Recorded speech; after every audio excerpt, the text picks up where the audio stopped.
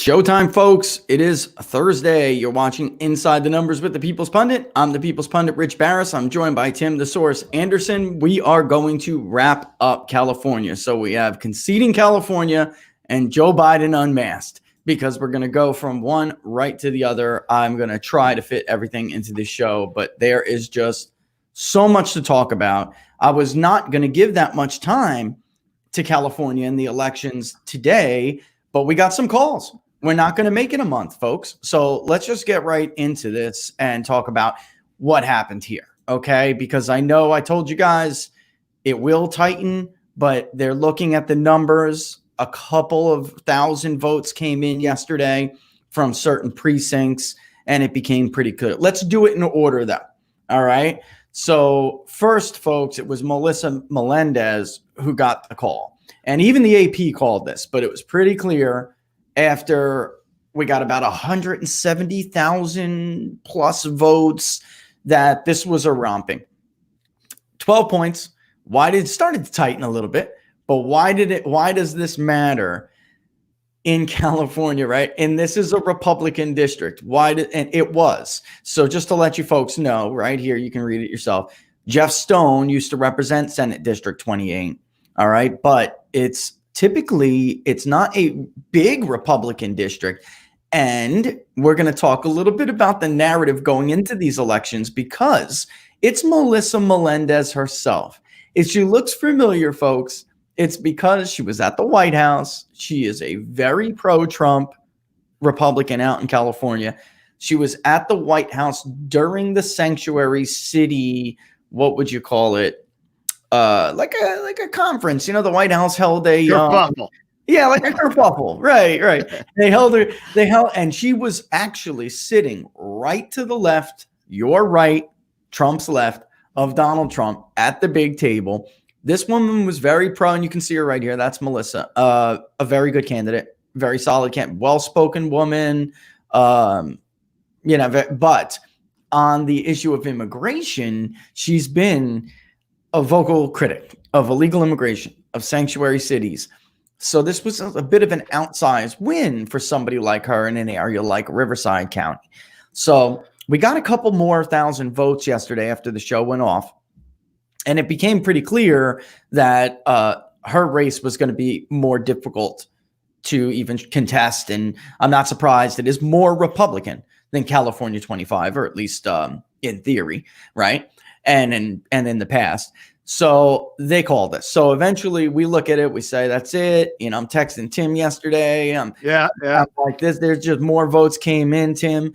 It doesn't look good. Had that state Senate seat been previously held by a Republican? It was held by I wasn't sure. Yeah, named Jeff Stone.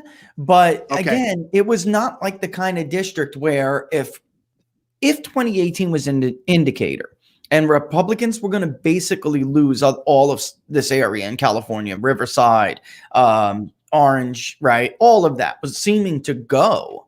So Trump, he won this district, but he barely won it. And so people are like trying to explain themselves, because the Nate Silvers of the world, and we're going to go over this, they were saying Tuesday would really indicate another blue wave, or could, but we'll go over some of their comments, because they gave Republicans they paint it the way they always paint it, folks, where basically they're just going to give them a little bit of an edge in areas, in seats where they should have an obvious edge. And they're going to downplay the meaning of it for Republicans while they or downplay the meaning of it from Democrats, while basically not giving Republicans the due credit that they got. This is an area. Why this area matters to me. Donald Trump barely won it by less than 2%. All right, less than 2%. That's a big deal. Tim. She fully embraced Donald Trump. This woman, she fully embraced him. And the issue that they say mattered so much over there, and I'm talking about from a Democratic point of view, was the issue of immigration that turns people off. That area is getting to be more Hispanic. She's another vet, by the way. And I'm just going to go ahead and read what the California Republican Party said, because I think this is funny. They have a reason to do this dance, guys. All right. The California Republican comeback is in full swing. A U.S. Navy veteran and businesswoman, Melendez, is the perfect voice to represent the constituents of Senate District 28 and take the fight to the Democrats and their policies that have failed Californians. That was when there was a little bit more than 70% of the vote. At this time that the race was called, Christy Smith was still down in California 25. Okay. But they were holding on. And I want to jump. I don't mean, look, Melissa, I don't mean to jump off your race real quick, but I'm trying to give people, a little bit of a heads up here. In the end, oh, you guys can't see that. Let me swap off. Okay. In the end, this was a foreboding. So we were going to see where the rest of the day was going to go. We got about 3,000 plus votes from California 25, and it expanded Garcia's margin a little bit, not by percentage, but by votes. Before that chunk, he was leading by a little over 16,000. By the time it was done, he was leading a little under 18. All right, you're making me dizzy, Tim, adjusting that camera. Sorry, I'm sorry. So basically, it did not help her, and these are areas where we thought that we would start to see some tightening. Guys, I told you on Monday, Democrats will win independents in this district by 55% plus. I don't know what the other 23% of the vote's going to say, but I'm telling you, Mike Garcia ran out of some of these districts with 52, some of these precincts with 52% of the vote in areas where that's where Democrats start to crunch it. He won those suburbs that are supposed to be so dastardly to Republicans now. You can't just sweep this under the... I will say this. The electorate was younger. I mean, it was younger in 2018, but it doesn't account for a 21-point swing. Hillary Clinton won this district by 7 points. Katie Hill won it by 9 points. It doesn't account for a 21% swing because the under 35 crowd was a few points less than they were in 2018. That's not how, so while I will say it will end up being, if I were Democrats, of course I'm coming back for the seat. Of course I am. And he's going to have to campaign nonstop from this point on. If Republicans want to hold this seat, they better just keep campaigning because it will be a hard seat to hold. But I think we definitely saw, I think it was a little bit of a combination of voters being a little bit older than they were in 2018 and a combination of blowback because these results in LA County, you asked this yesterday, Tim. I can't, is this having I really can't explain it outside of that. Some of these areas really should not have went for him like this. So you asked that yesterday. I think you. So how many U.S. House seats that were a victim of ballot harvesting were in the Orange County? I realize this is not necessarily Orange County, but in geographically very close to California 25. Because I know that Orange County is historically a Republican enclave within California. Yeah, I would say actually. And it's got to be right next to Los Angeles County. This is less Republican friendly. This district by about 7 to 10 points now. And the reason why I say 7 to 10 is because Rohrabacher, for instance, take Rohrabacher. He used to win that district by about... he's had some huge, huge victories, but, it's like an R plus 10, safely. Is he going to run for his old seat or is he just I don't know. I do know people very close to Dana Rohrabacher. I polled for that race in 2018. I don't know whether or not he's going to run yet. With everything that's coming out, we'll talk about this in the next segment, but with everything that's coming out with Russia, if I was him, I'd want to run back and just say, I told you so. I would say, Tim, there's about 4 seats that are even more Republican than this seat, right? You have Young Kim, much closer.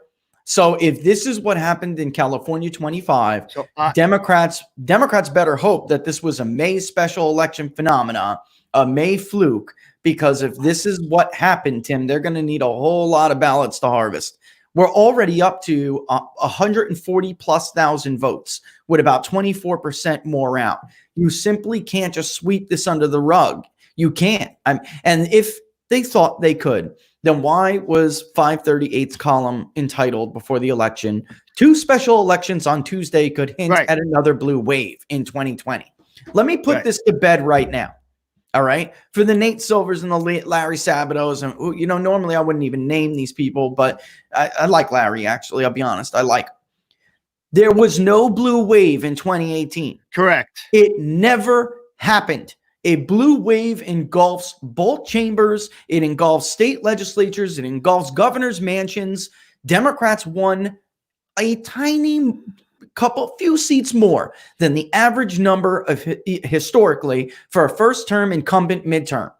They lost an above-average number in the U.S. Senate. That is not a wave. I'm so sick of listening to this.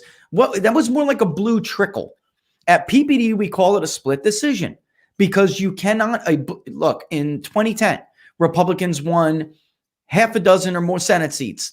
They failed to pluck off a few that they should have won because of bad candidates, but it was clear 60-something seats in the House, a ton of seats, and a ton of thought to have been unbeatable incumbents in the Senate.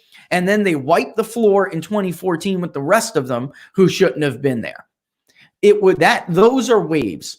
Those are real waves. 2016 was more of a wave than 2018 was a wave because Donald Trump won these blue wall states. That was an absolute electoral vote landslide. And then he drug over these weak Republican senators with him.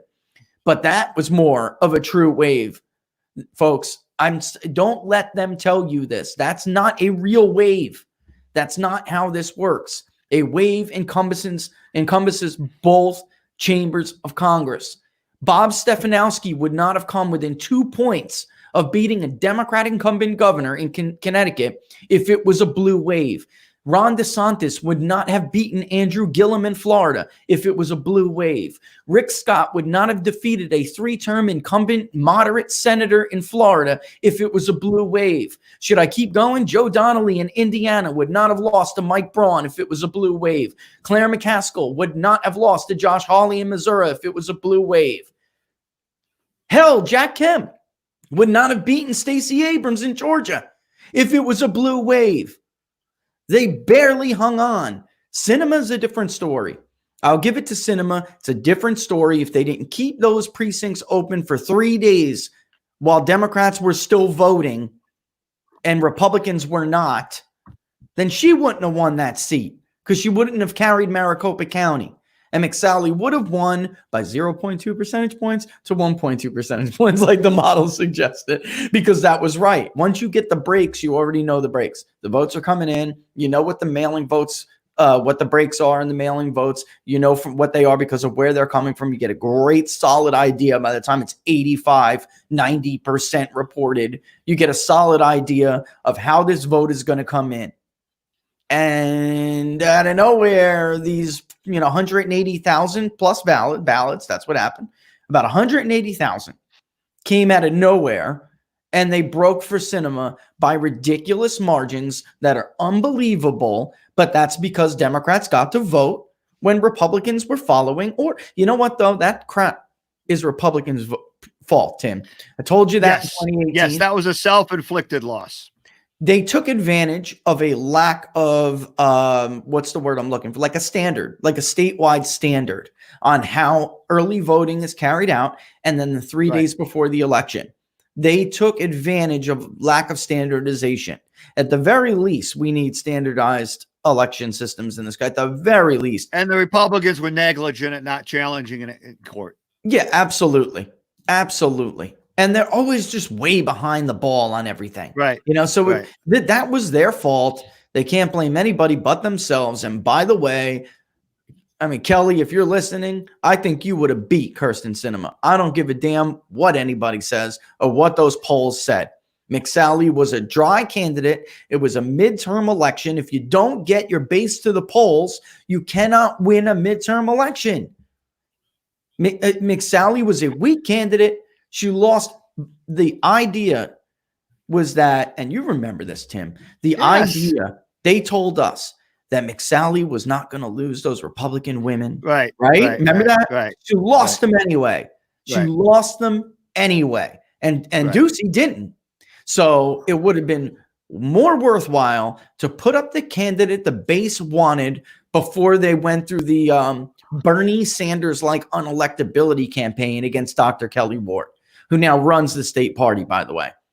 Kelly Ward was going to wipe the floor with Jeff Flake. I'm talking about, folks. They were going to wipe the floor. She was going to wipe the floor with him, and then she would have had her legitimate bounce, and it would have been a real fight.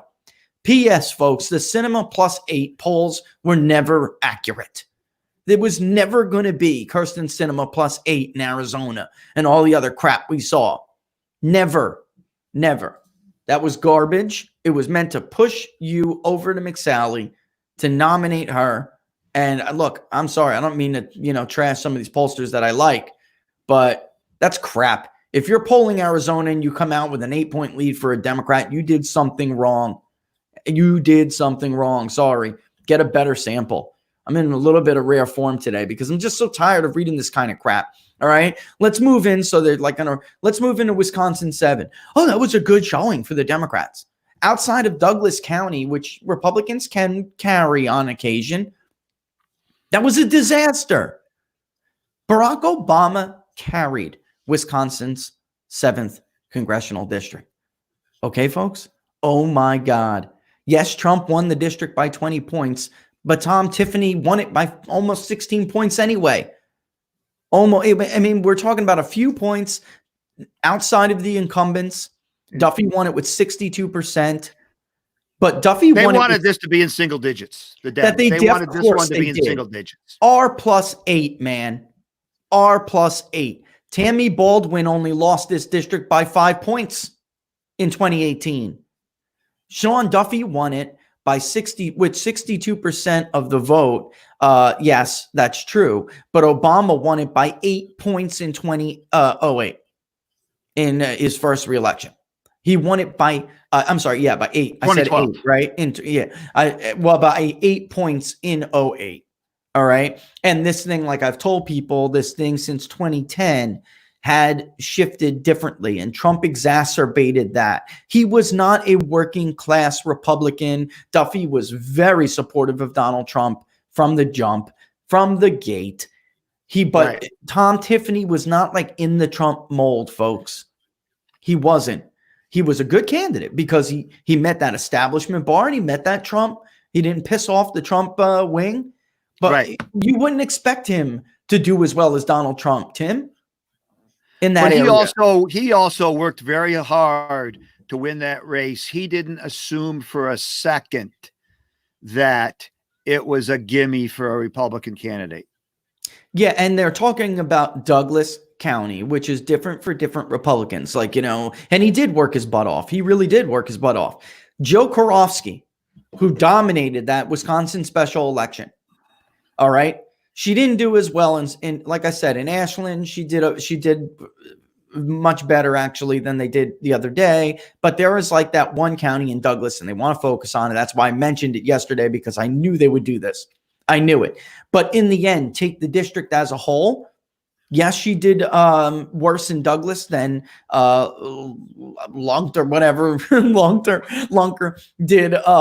did on Tuesday. But overall in the district, the Democrat had a poorer showing. Joe Karofsky only lost the district by 6 points. Yet she went on statewide to win that seat in a thumping. She thumped the conservative incumbent. So this idea like, oh my God, they could be losing the rural vote. The rural vote, the working class vote is why.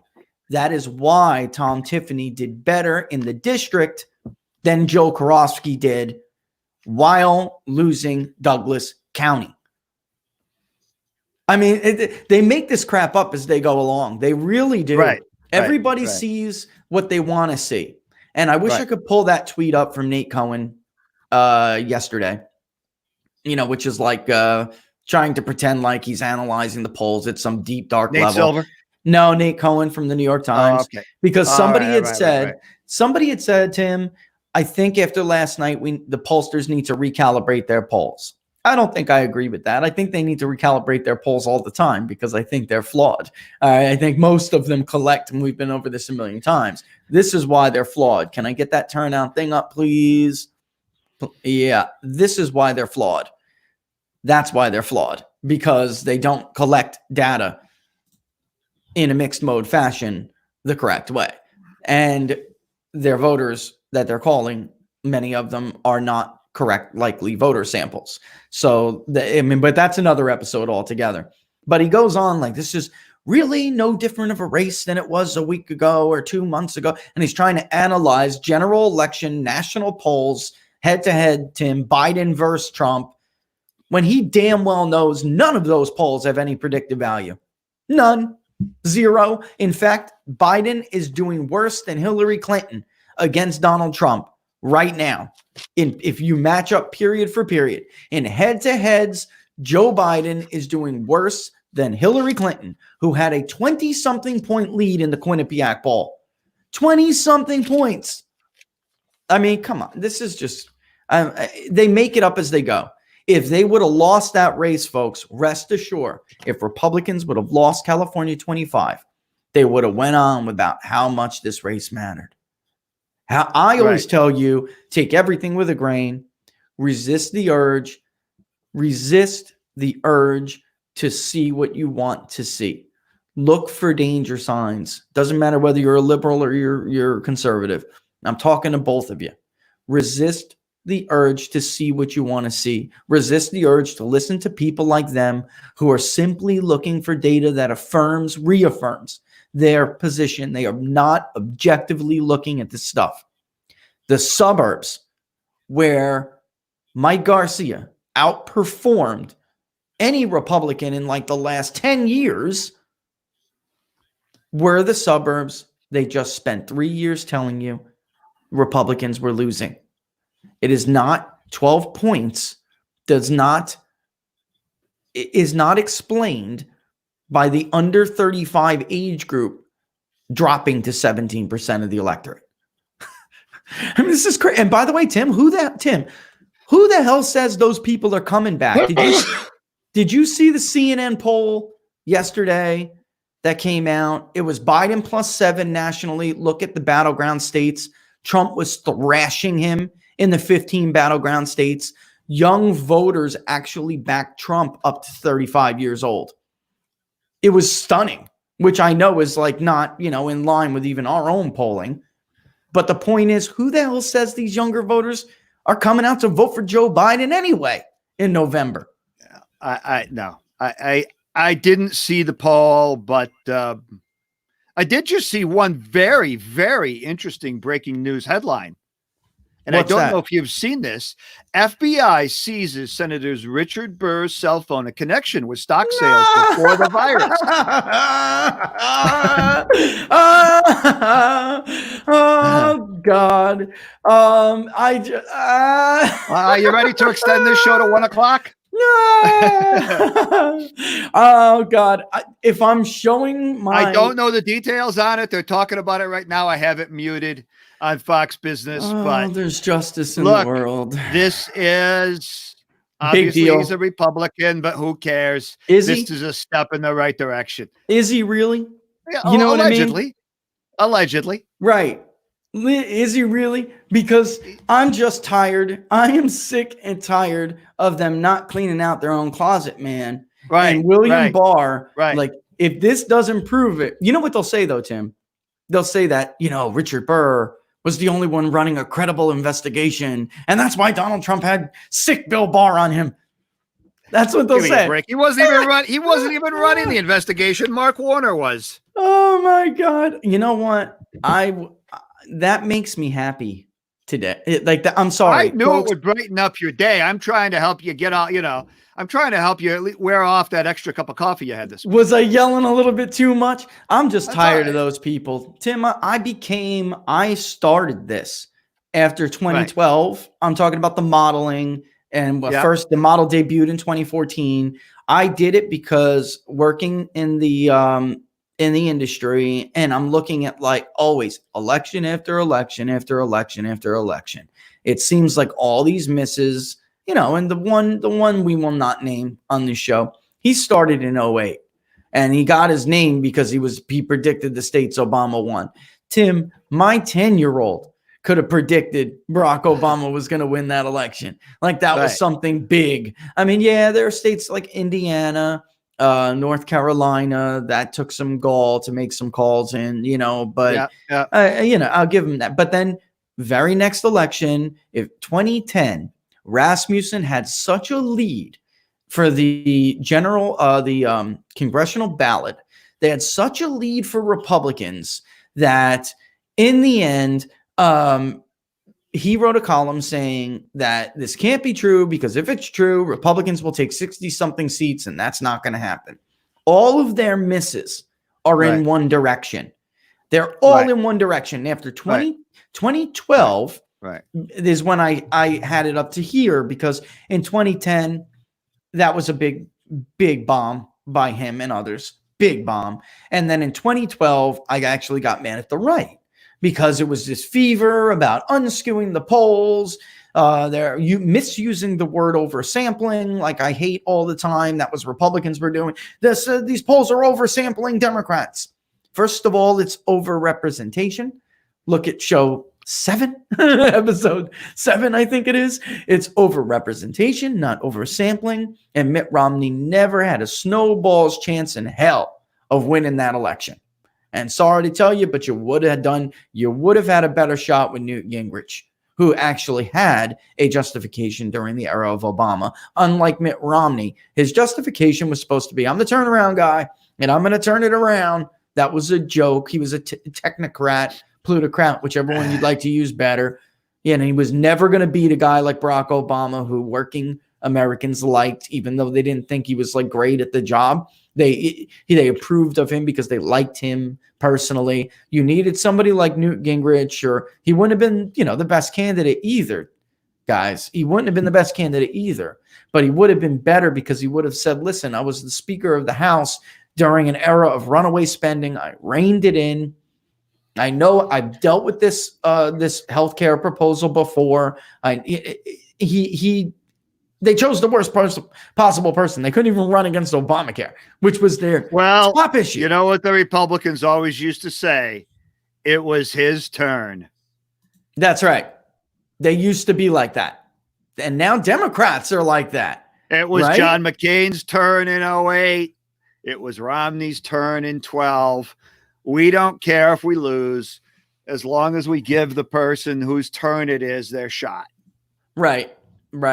I did get I don't know if I'm allowed to say this or not. I don't know if it's out yet, but I got a little nudge that said, look at your editor email when you get a chance, right?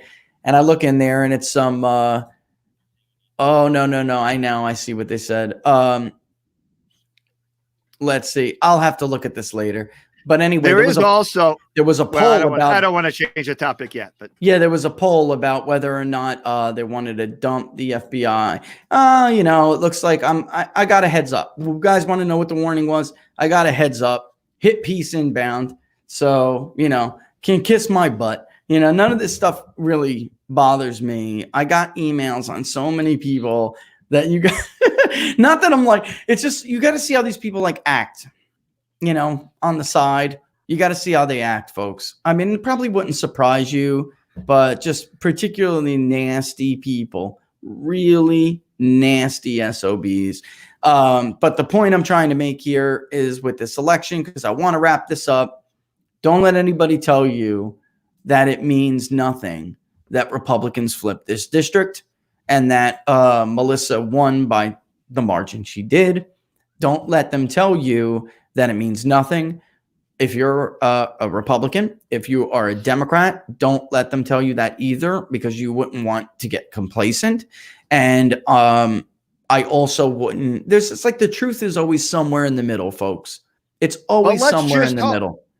Let's just hope that the Democrats, particularly in California, think that it means nothing, and that natural forces will put that seat back in their column in November, and that they don't really have to work to hold those seats that they won through ballot harvesting in 2018. Yeah, there's about four or five of those seats. That's where if the Republicans do it the right way, are coming back. Yeah, that's why I mean, ballot harvesting is difficult to overcome, but here's the point. Like, you just said it, 4 or 5 seats, folks. And I would say 3 solidly. If it's 12 points in California, 25, which it won't be, it will tighten. It's going to tighten, guys. Right. All right. So when if you hold this seat, right. When the 24% comes 3 in. more. Yeah. You hold this seat, you pick up 3 more, it probably cuts the deficit in the House to 12, 13. Yeah. It depends. I mean, there's about 3 that, because there's like 2 that are similar, and there are 3 that are markedly more Republican. The Democrat barely eked it out, and they did it by ballot harvesting. They lost on election night. I mean, by election night, Republicans in some of these districts had leads, and the specific instance with Dana Rohrabacher, that was a little bit more complicated. Very exactly. More complicated.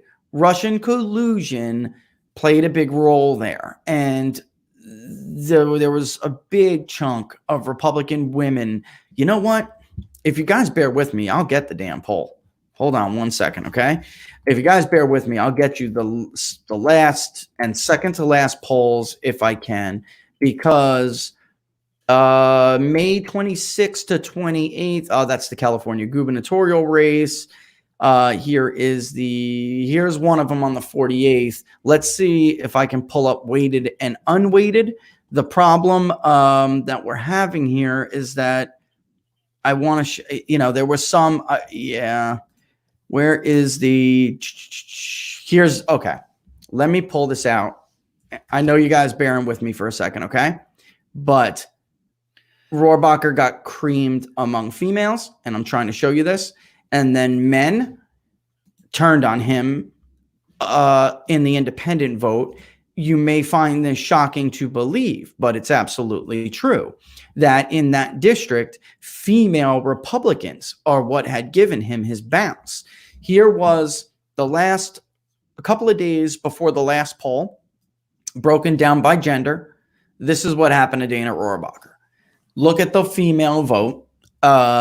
He got creamed. And then in the end, the ones that were unsure were women. And of that 8% of men who were unsure largely did line up behind Rohrabacher, but he was even trailing them until he did that final consolidation of base support in that district in Orange County. But Harley Ruda was a very good, strong candidate, national security candidate, and Dana Rohrabacher, you see that 40% right there with Ruda already up. The bottom line is the vast majority of those unsure 20%ers of women right there in red, they were Republican women. They were Republicans, and he lost about 14% of that, and it just wasn't enough. It just wasn't enough. And when we asked them, he was doing well until Bloomberg put tons of money behind this Dana, the Trump is a traitor and Dana Rohrabacher's a traitor with him. That crap hurt, man. That thing was running back to back, and it was a very solidly 6-point Rohrabacher lead until those ads hit, and they convinced people with that crap. You think people aren't going to be mad that they were lied to about this in that district? Woo! I think they're going to be.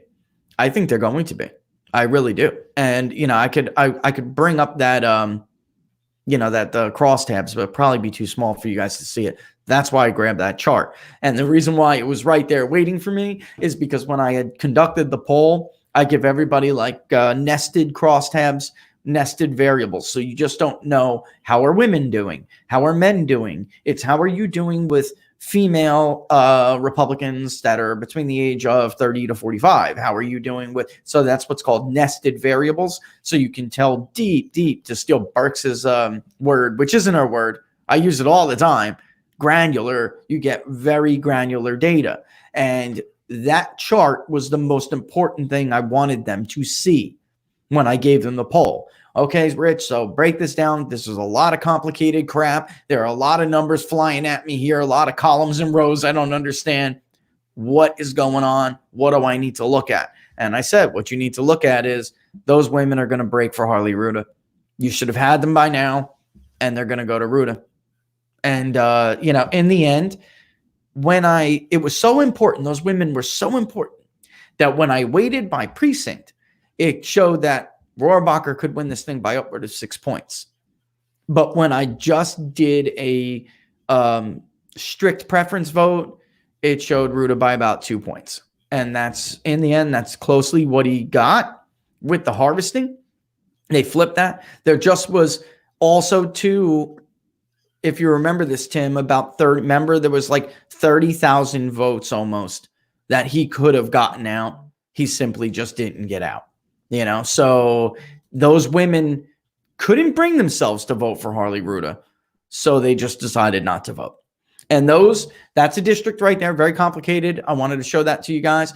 But in the end, that's one of 3 districts that I would argue is way more Republican than California 25. California 25 was like kind of always in 2018. That was a long shot one they figured they would lose because Hillary Clinton had won that district by 6 points. And then she got another 3 points on top of it because of the Democrat edge, the mood. And, so here we are. Now in 2018, you can't attribute a 21-point swing with this many votes totaled up. There are a lot more votes. And right now we're looking at a 21-point swing. And why I was warning you guys yesterday, and it will tighten. I bet my farm it will tighten. I'm not a betting guy. I don't like to gamble. But if I was, it's going to tighten. The problem is we got about 3,000 plus more votes out of some Los Angeles precincts, Los Angeles suburb precincts that should have helped Christy Smith tighten it. And it didn't. He walked out. I think it was like an overall 52% independent when we tried to break it down. Garcia in that last chunk, it was about 52% of the independent vote, or 55 actually. Somebody's messaging me, it's 55. So she should have won by 55%.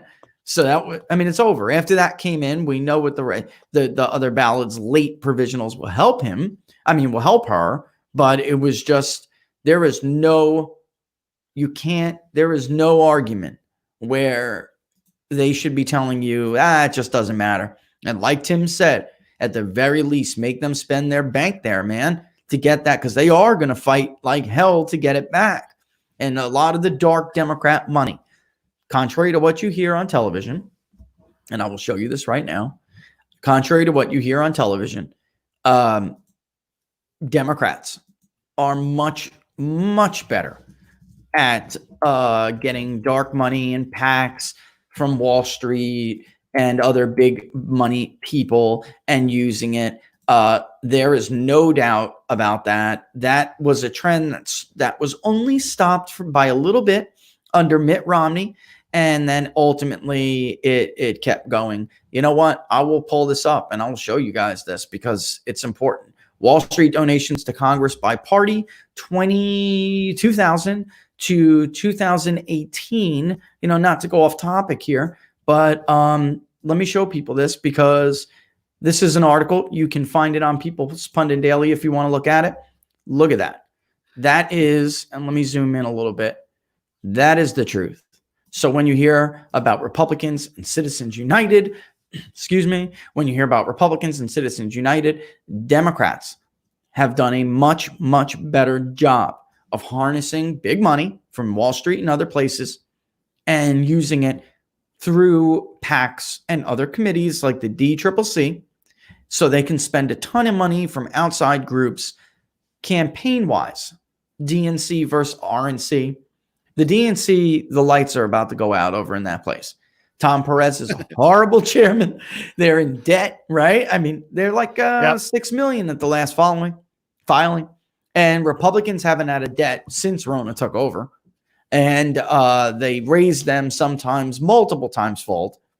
The problem is, though, for Republicans, is that some of that money that's going to the RNC and Trump entities that are joint with the RNC now because he's engulfed it, that money is not going to the NRCC or the NRSC. And I will tell you this, folks, if you're a Republican anyway, don't give your money to those entities. Sorry, don't give your money to those entities. They may not pick the candidate you want. They may not do the right thing with your money. Give directly to the candidate themselves or give to one of the president's committees if you support the president, because they're always loaning money to them anyway. They're always giving money to these candidates. The RNC, oh, right. I want, before I leave, California and Wisconsin. Listen to some of these statistics, folks. Listen to some of these statistics. The party, which has more than 255 million cash on hand, and the Trump campaign, the joint committee, they spent combined $2 million in Wisconsin and California. But here's where this really, really shined. The Trump victory, which is a joint effort between Trump's campaign and the RNC. They put $1 million in California 25. They made 1.4 million get out the vote voter contacts. They sent out 300,000 text messages. They held dozens of virtual events geared at energizing their supporters. All right. They made a similar investment in Wisconsin. The joint effort dropped more than $1 million in Wisconsin. They carried out 2.4 million get out the vote calls and nearly 4.5 million voter contacts. And that was part of the 4.5 million voter contacts that they made in Wisconsin this cycle to date. So where is all that money going that Rona has raised? That's where it's gone. I mean, it's really quite incredible. Really quite incredible. So, yeah, I wanted to mention that. One last thing before we kick off into, which I think we should do the jobless claims after my quick little update. But let me just show this to you before I take away this chart. Republicans, this is money donated to Congress from 2000 to 2018 to Republicans and Democrats, and it is from the securities and investment industry. All right. That is how we tell whether or not these donations are from Wall Street. Well, what do you mean from Wall Street? I mean they're from the securities and investment industry. That's what I mean. The other is the gold bar, people like libertarians and other third parties and independents, other. All right. In George Bush's era, on November 7th, 2000, all right, by that time, the securities investment industries have given $21.2 million to Republicans, $16.5 million to Democrats. So they always hedge their bets. And look at the trend. They just gave more money over time. But they always hedge their bets. So here's TARP. Democrats get a ton of money. All right. Here, that was an election where Democrats wiped the floor with Republicans. Then it started to even out again. Why? Because Wall Street predicted a real wave. And they knew they were going to be dealing with about 60-something more Republicans in the House of Representatives and 6 or 7 more senators in the upper chamber. So they hedged. That's what they do. 2012, that's Mitt Romney's era. So that's the one cycle that bucked the overall trend that you can see clear as day. They gave to Mitt Romney. Why? Because he was one of them. He was one of them. He was a corporatist, right? Then that starts to go down more again, even in 2014, when Republicans had a dominant cycle, which was obvious to anyone but failed election forecasters. And then here's the Trump bump right here. So here we are, 2016. This went to congressional people. Donald Trump was given almost nothing by these people. And then there's 2018. You can see the trend really widen out. Let me see if I could just give you that number, just to give you that number between Hillary Clinton and Donald Trump. Not to make you guys sick to your stomach here, but I read very quickly and I'm scrolling very quickly. Where is there it is. Duh, Rich. Maybe the headline 2016 presidential election cycle will give you a clue. All right. So in 2016, they gave, like I said, 54.5% of the total to Republican congressional candidates. But to Donald Trump, they gave only less than 21 million, which was 19.2% of the total money that they donated to the presidential election. They gave nearly 90 million to Hillary Clinton, which was a stunning 81%. All right, is Tim back? Yep, there he is. So Yes. Let's do our spiel. Let's, what is it, 10:45? Talk about jobless claims before we get into Russia. Okay. I think if there's something we need to add to California 25, folks, I will circle back and do it. But I think I made my point pretty clear. And, don't just ignore those schmucks. All right. That's not a dirty word. I try to keep this show child friendly. Ignore them. They're looking for affirmations in the data. I'm looking for actual observations. And that's the difference. And you should too. All right. So it is now 10:46. Just turned 10:46 on Thursday, May 14th. You are watching Inside the Numbers with the People's Pundit. I'm the People's Pundit, Rich Barris. You can follow me on Twitter at Peoples_Pundit. And I'm joined by Tim the Source Anderson. You guys can follow him at TJ Anderson1. We had a huge run on YouTube yesterday. Keep it up. That was great. Don't forget to subscribe to the channel on YouTube. We right now have like an 80% notification rate. You can hit that bell if you don't have it on the thing. It will notify you when we're going live. This way you don't have to race here. You can get here when it's time for the show. All right. On Facebook Live watchers, don't forget to like the page, People's Pundit Daily, and that will, of course, notify you as well before we're going live. Plus, we just want the page likes, of course. And the best way to support the show, folks, which you've been doing, and we thank and love you for it, is to subscribe to People's Pundit Daily. That's how we bring you this. That's how we bring you everything we do.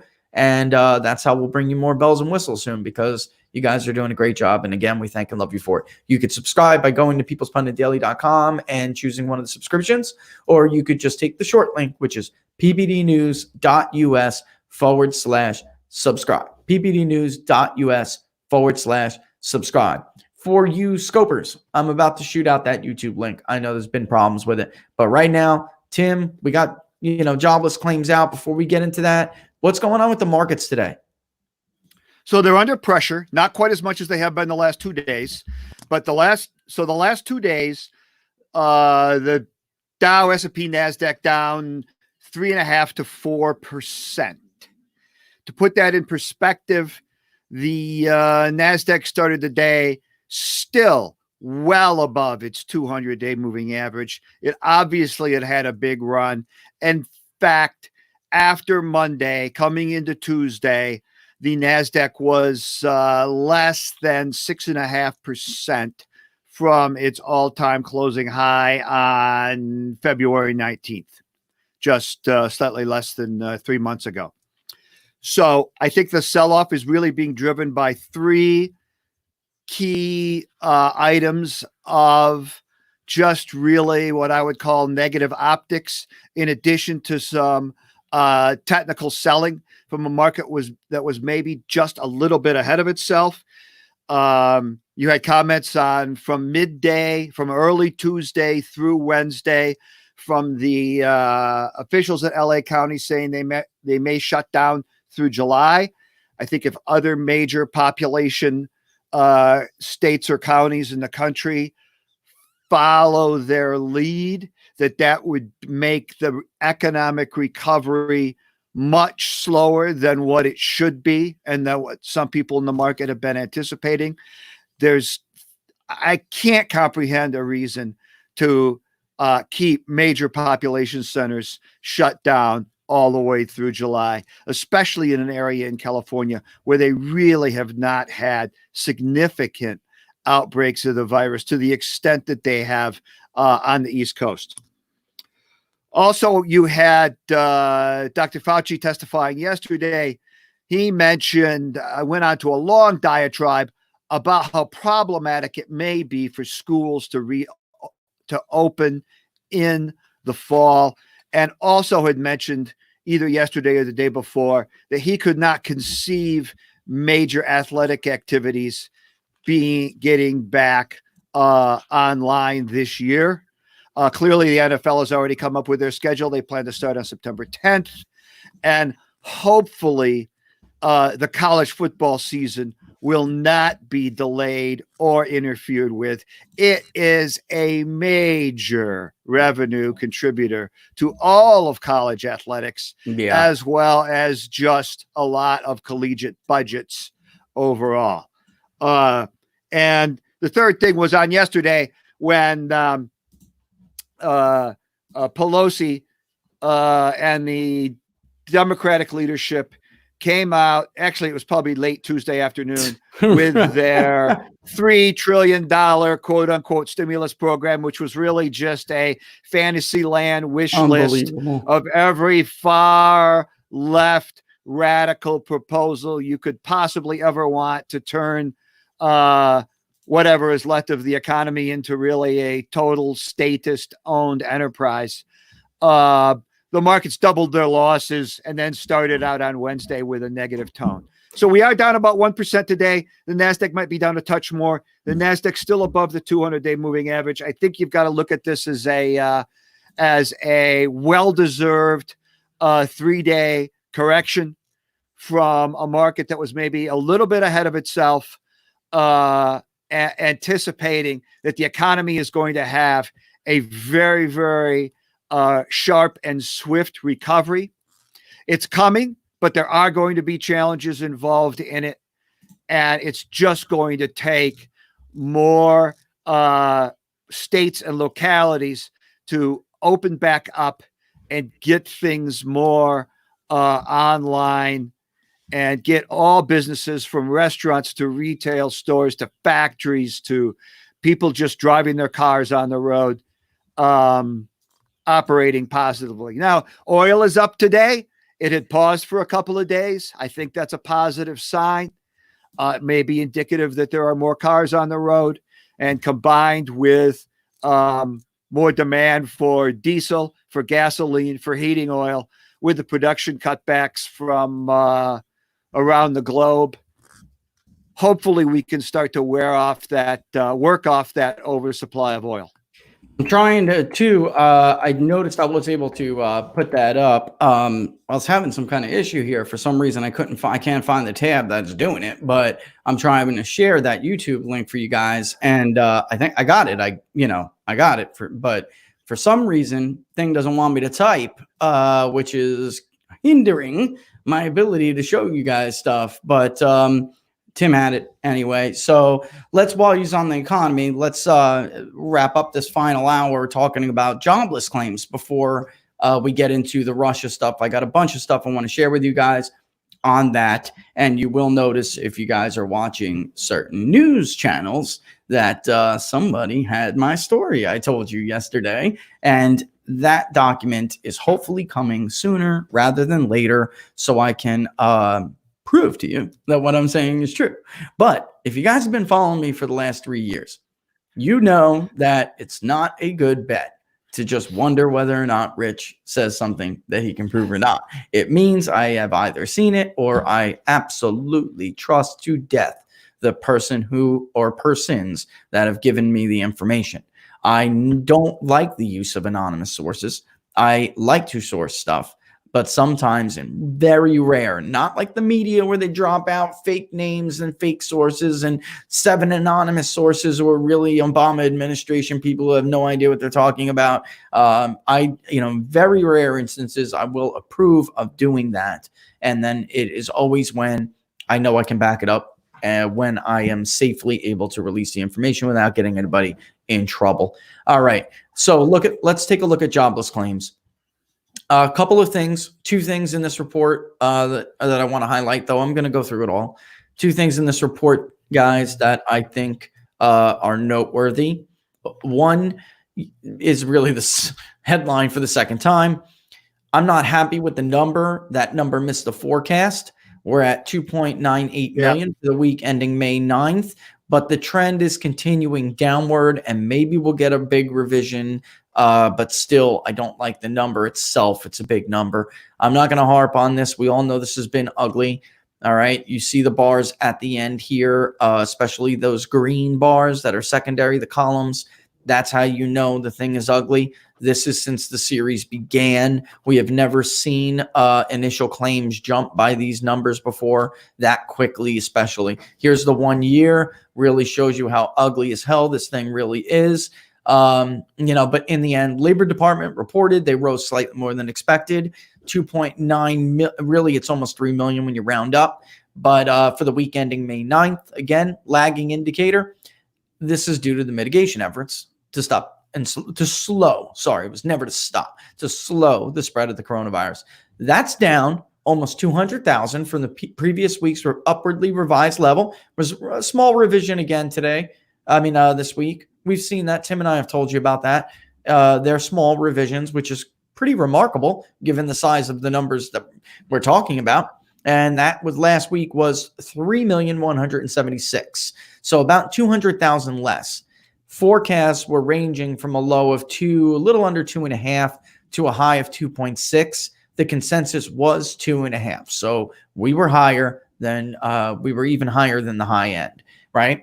Roughly 35 million Americans are now out of work. That's a safe estimate that I feel confident enough to give you. It's probably more. I don't want to go down the rabbit hole, but it is reasonable to argue that there's more. I know that I've heard that argument before. I get it. The 4-week moving average was 3.6 and change. That's down nearly 600,000 from the upwardly revised level. Again, just revised up by 7,000. Remarkable given the numbers that we're dealing with here. Lagging jobless claims data. It all lags. But if you watch the show, if you read People's Pundit Daily, you know that there is lagging data in the lagging data report, right? This is where I'm going. This is the other thing of note. Tim, we did not see a jump in the insured unemployment rate this week. So it was revised down 0.1 of a percentage point. This is still a new high, but it was revised down for last week to 15.4 instead of 15.5. So it rose, but it rose by 0.3 of a percentage point to 15.7. Folks, this is ugly as hell, but it's not the jumps that we've been seeing. When this crisis kicked off, this thing was at 1.2%. It had fallen to the historic low, 1.1% under the Trump administration multiple times. This is the smallest increase since the start of the crisis. Yes, it's a high for the series, but it is the smallest increase. And this is for May 2nd. So, where I'm going with this, Tim, is that look at where, we've encompassed the ugly area. What are your thoughts on this? Do you think we're going to actually see this thing plateau? I think there could be a little bit of a lag in the filings also, only because not everyone who gets laid off files immediately that week. Yeah. They know that if they're out of work, they're going to get paid for it. They're not always in an immediate rush to file. And it depends on what kind of a worker they are. And there's been a lot of people other than just hourly wage earners that have been laid off or furloughed. A lot of people that have been laid off have never experienced a situation like that before. So I think a lot of them, maybe they file the second week, and that even goes back to, so that creates almost a little bit of a 2-week lag. Yeah. So that, and I think that all of a sudden we will have a week where new claimants are below 1 million.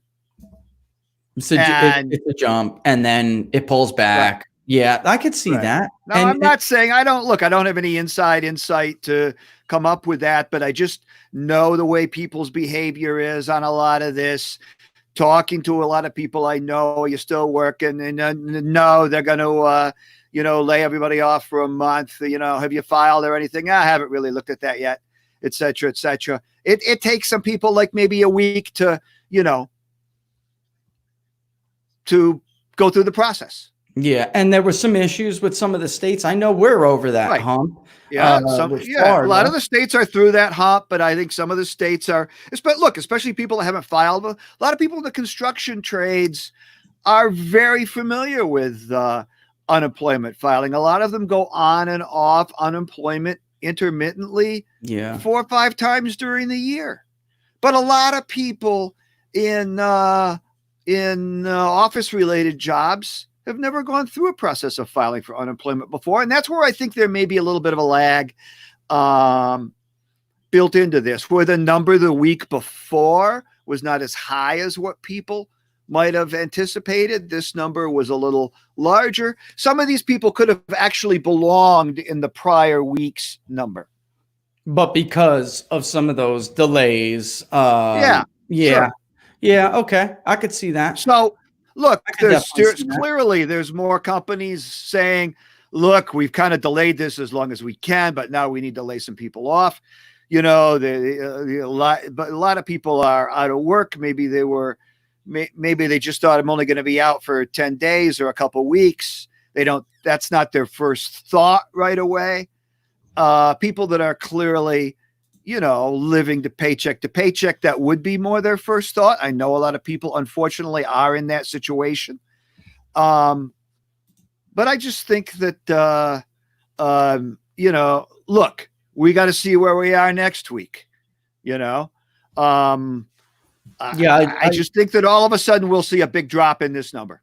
I put this up just to show because I guess, we aggressively cash on the site, and I guess the chart didn't update to May 2nd yet, which is what I was trying to show people. But there's the chart, and it still shows what is a dramatic, it still shows that dramatic gain, that dramatic spike.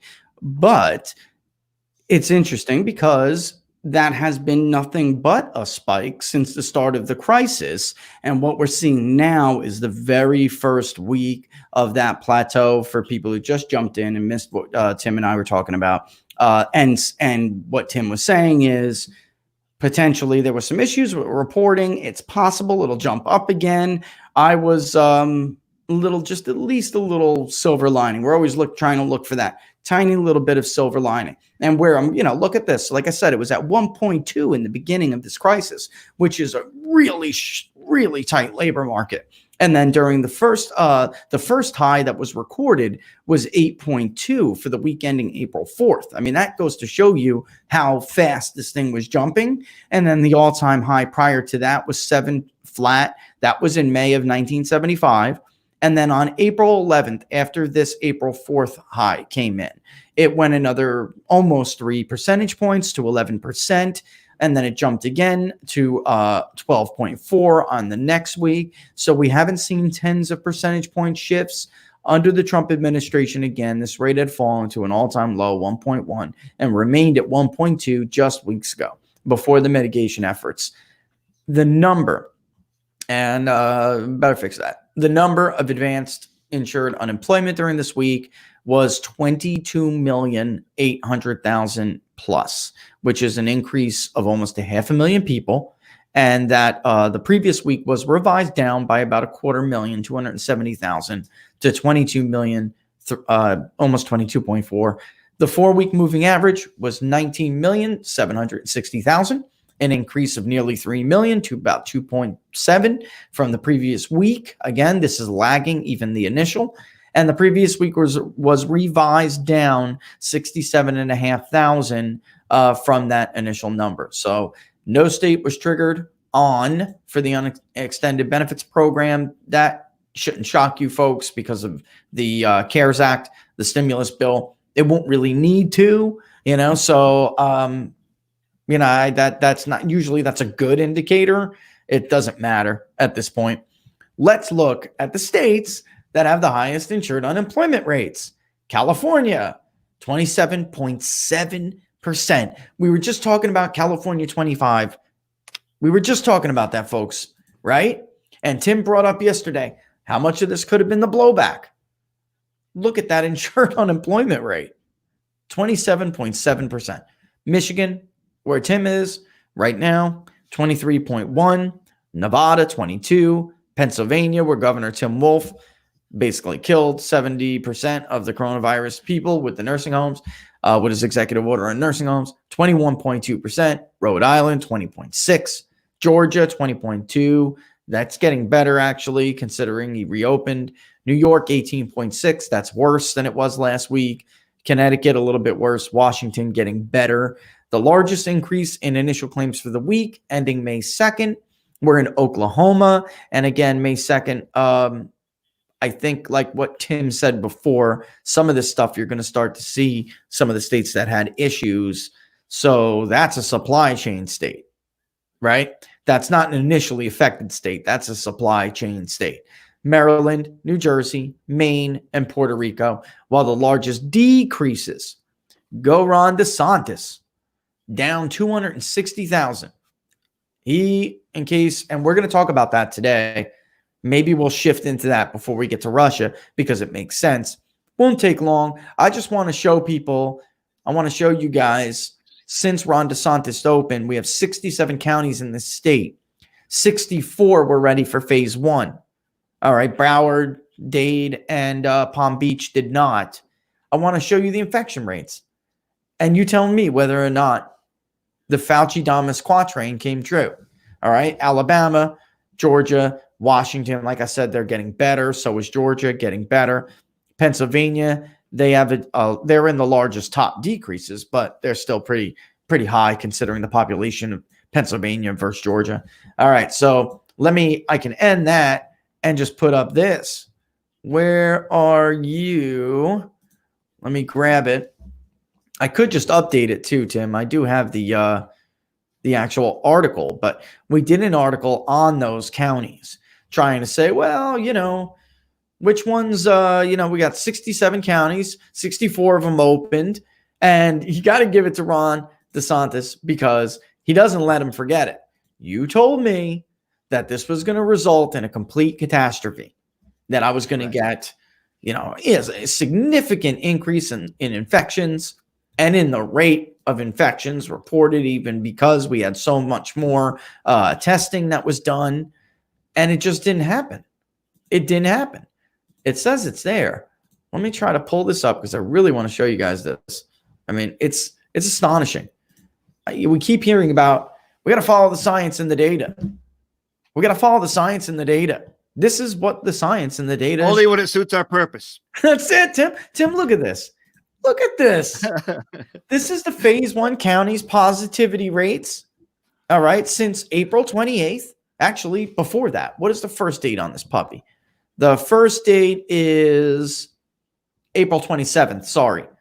So when he told the president, we're ready to go. All right. In 64 of these counties, that's the positivity rate. You can clearly see it hung tight for a little while and then it dipped, popped back up a little, dipped. Overall, the trend is clearly a declining trend. Clearly a declining trend. I mean, I just don't, at this point, folks, I don't know what else to tell you. I'm on Quite Frankly yesterday, and we were going over this. My good friend Frank, great show. If you guys haven't seen it, Quite Frankly, it's called.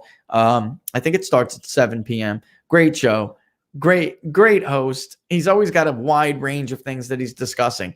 And we were talking about the crisis, and Tim just said it. Only when it suits our purposes. I mean, at this point, every day something new comes in. I just cringe over it, Tim. I mean, what are your thoughts on that? Well, look, I think that the dynamics are heading in favor of people starting to say enough is enough. Let's just start to take steps to put things back in motion. And one of the stories that I think is going to fuel that significantly, and I've seen mentions of it a couple of times in the last 4 or 5 days.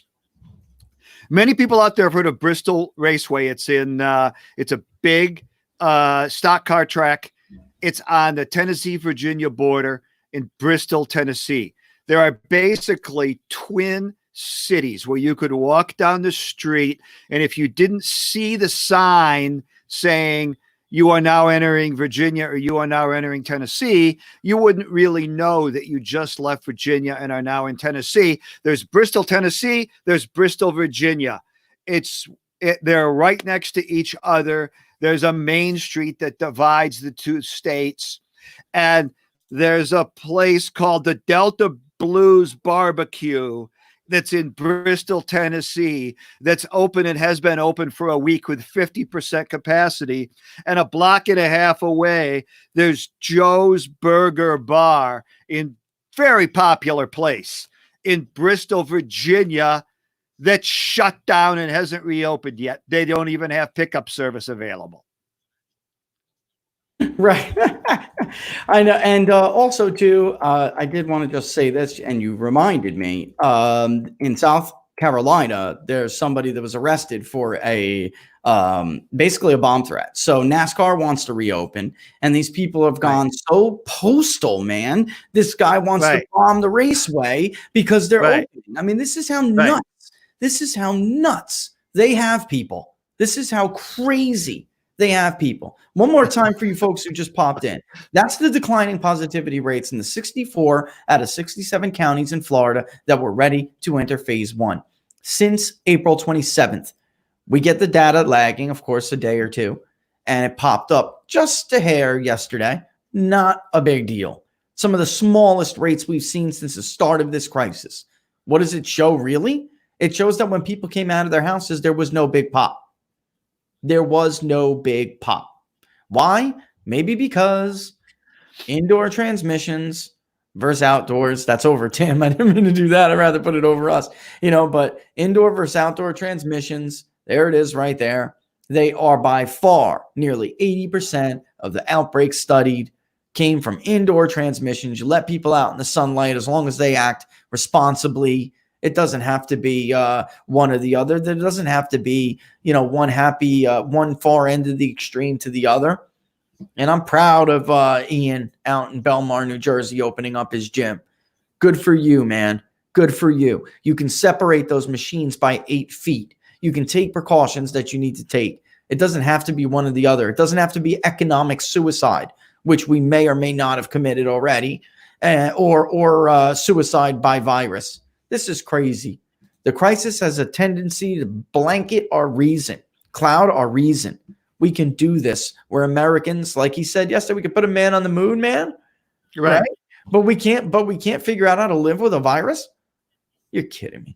All right, let's go through the spiel, and then let's get into Russia. It's already 11:12. It's unbelievable, about to be 11:13. But just for you guys, because I could see the viewership. We were talking about positivity rates. That's Florida.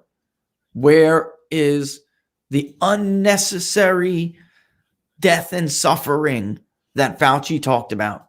Where is it? Nowhere. Fauci-damus should get sidelined, back. You know what? I shouldn't even call him that. That is an insult to Nostradamus. That is an insult to the quatrains of Nostradamus, who came true more than Fauci's predictions. This is a guy who told us there's no need to worry about the coronavirus. By the way, the Chinese are being really transparent, much more transparent than they were during the SARS outbreak. We don't have to worry about masks. People shouldn't be wearing masks. They don't know what they're doing. They don't know what they're doing. Speaking of which, let's see if I can get this woman. Let's just do a quick shame session. Okay, before we move on to Russia, which we're going to do. Let's move on. Let's shame this woman. All right. Her name is, where is it? Come on, get it up here. It's Health Secretary for Pennsylvania, Dr. Rachel Levine. Oh, my God. Let's get this woman up.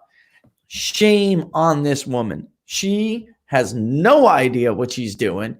She snuck her 95-year-old mother out of a personal care home. You're not allowed to do that, folks.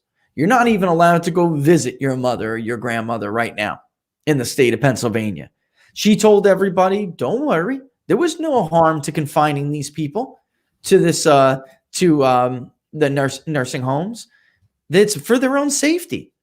The state has had just over 3,800 deaths, 2,611 of them, near 70%, just under 70%, are in nursing homes and long-term care facilities. Now, Dr. Rachel Levine wants you to keep your parents locked up in these death camps.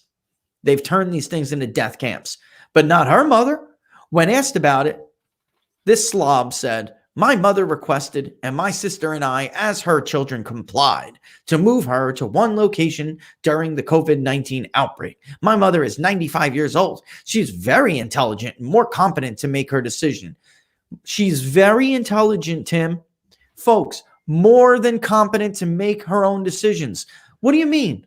What do you mean? Like more intelligent than everyone else's parents? More competent than everybody else's grandparents? Is that what she means?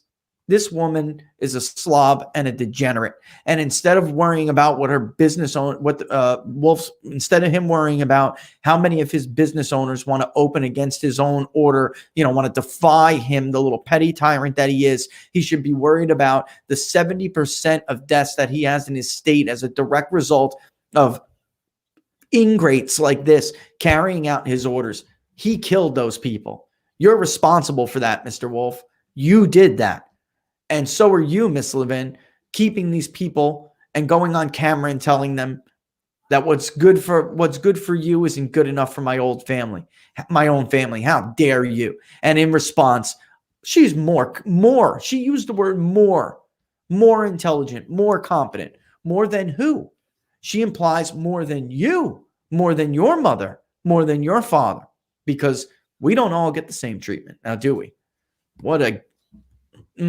Anyway, that was supposed to. Rich, I should do a real quick market update. Yeah, because we had a very significant turnaround in the last 45 minutes. We could be working on a turnaround Thursday. The Dow actually just went green. Now it's only green by about 5 or 10 points, which is less than 1/10 of 1%, but it was down well over 1% earlier. And in fact, pre-opening futures were down the equivalent of 350 Dow points. So the Dow has just gone into the green. The NASDAQ is down 0.3%. The S&P 500 is down right around maybe 0.3% also. What's really turned the Dow around is Cisco, which reported earnings last night, up 5%, and a couple of big financial stocks that are in the Dow, American Express and JP Morgan, both up 3%. Yes, credit card purchases are way down, but not completely falling through the fifth subterranean level of the basement as much as some people had projected. And the financials have been one of the worst performing groups the last, I would say, the last week and a half. It's positive to see two big leading stocks in the financial sector, American Express and JP Morgan, both having a good day. We'll have to watch this for the next 45 minutes and for the remainder of the day. I believe that the last time we had two very sharp sell-offs in the market since the big rally started off the March lows. It's lasted for about 2.5 days, and the market's turned around the third day. We'll see if that can repeat today. What's the Russell doing? Did I miss that? The Russell is actually, no, the Russell is still down. It's down maybe 0.75% to 1%. It was down as much as 2% earlier. And that's another thing that we're going to be watching to see if we do get a reversal and a recovery. And the Dow is now up 50 points. So we're starting to build a little bit of momentum here. We'll see if that can broaden out into the Russell. Breadth was very negative yesterday. It was 8 decliners for every 1 gainer. That's a pretty steep advantage to the decliners. But we're working on potentially a turnaround Thursday. We'll see if this can hold. Yeah, so we're a little at, I guess you said 50. You probably, this is not time, second to second here, folks, on PPD markets. That's what you're seeing right now. Yeah, I mean, guys, if you haven't played around with the tools on PPD markets, which is probably the best time to do my little spiel, but if you haven't played around with the tools on PPD markets, it rivals the Wall Street Journal. I'll boast that right now. I mean, these things are cool. Some of the stuff, I don't even know what it does. I have to ask Tim, what does this mean? Yeah, it's their need over there. But it just turned 11:20. You guys are watching Inside the Numbers with the People's Pundit. I'm the People's Pundit, Rich Barris. You guys can follow me on Twitter at Peoples_Pundit. You just heard that great market update from Tim, the Source Anderson. Follow him at TJ Anderson1. And you're looking at the PPD markets right now. Keep a close eye on that as we move forward today. Tim, let's get into Russia. Or actually, before we do, don't forget to subscribe, folks. If you're watching on YouTube, subscribe to the YouTube channel. If you're watching on Facebook, then don't forget to like the page People's Pundit Daily. And if you are on Scope, which I know a lot of people are saying they have difficulties with, that's just Scope. So for Scopers out there, I'm going to give you right now, as requested, there's the link. Take it to YouTube, watch on YouTube where it's nice and crisp. And when you get there, don't forget to subscribe to the page and then hit the little notification bell. It'll let you know when Tim and I are coming on. This way you don't have to scramble in the morning and you don't miss anything like you would have over the last 2 days, is when we jumped right into election results. But the next up on the list here, all right, which is the second half of the show, Tim, unmasking Joe Biden. Yesterday, Rich Grinnell scuffled himself over to Chuck Grassley and Ron Johnson across the town, okay, with a little briefcase. And there was a bombshell in that briefcase. This is one of what apparently are several dumps, several tranches of documents that we're going to get. Some of them are missing things, which yesterday, the list of unmasking those who requested to unmask Michael Flynn, you may have noticed a couple of dates are missing on there, which is important and we need to talk about because there's only one reason why they would keep those dates off, Tim. All right, it's between the election and January when they left. All right, and instead of having instead of the markets, let's bring up actually the story with Michael Flynn. Right. So the big bombshell on this story, folks, was it is the last entry, right? And it was Joe Biden. He was among dozens of former and top Obama administration officials who sought to unmask Michael Flynn. That list also includes names like James Clapper, John Brennan, and Obama's chief of staff, Dennis McDonald. Why does that matter? Let's pull up that last page of these documents right here. So we have U.S. Ambassador to Turkey, Ambassador Bass, Chief of Staff to the President of the United States at the time, Barack Obama, Dennis McDonough, and the Deputy Director of National Intelligence for Intelligence Integration, Mike Dempsey, Principal Deputy Director of National Intelligence, Stephanie L. O'Sullivan, a redacted name, and the last entry, Joseph Biden. Oh, Joe, you little liar. Oh, you little liar, Joe. Oh my. That was the bombshell because, of course, he just told George Stephanopoulos on Good Morning America that he knew nothing about this. He knew nothing about it. Quote, I know nothing about those moves to investigate Michael Flynn. That is what Joe Biden said when asked by George Stephanopoulos. It's right here, folks. All right. When it clarified it a little bit, he did say, well, I knew of it. Here is one also. Look at the date. Let's have that back up. Here is the date when you see the chief of staff for Obama request the unmasking of Michael Flynn. All right. January 5th, 2017. Why does that matter? In an email that Susan Rice made before she left the White House to herself, January 20th, right before Donald Trump is inaugurated, right before, she says, On January 5th, following a briefing by IC leadership on Russian hacking, in IC's intelligence community. And by leadership, she would mean Clapper, Brennan, etc. During the 2016 election, President Obama had a brief follow-on conversation with FBI Director James Comey and Deputy Attorney General Sally Yates in the Oval Office. Vice President Biden and I were also present. President Obama began the conversation by stressing his continued commitment to ensuring that every aspect of this issue is handled by the intelligence and law enforcement communities by the book. This is the email I was telling you guys about the other day. The president stressed that he is not asking about, initiating, or instructing anything from a law enforcement perspective. He reiterated that our law enforcement team needs to proceed as it normally would by the book, right, Tim? So the source was right the other day. I told you last week, he said this thing repeats itself. She repeats by the book. It's so blatantly obvious what happened here, what she was doing. This is a CYA, cover your beep email, folks.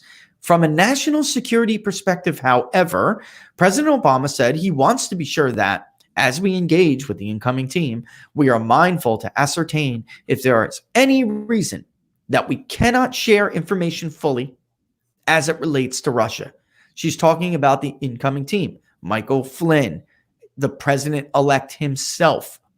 And she is trying to say, Obama said the president stressed that he is not asking about initiating or instructing anything from a law enforcement perspective, meaning Crossfire Hurricane, meaning the investigation that would ultimately lead to Special Counsel Robert Mueller.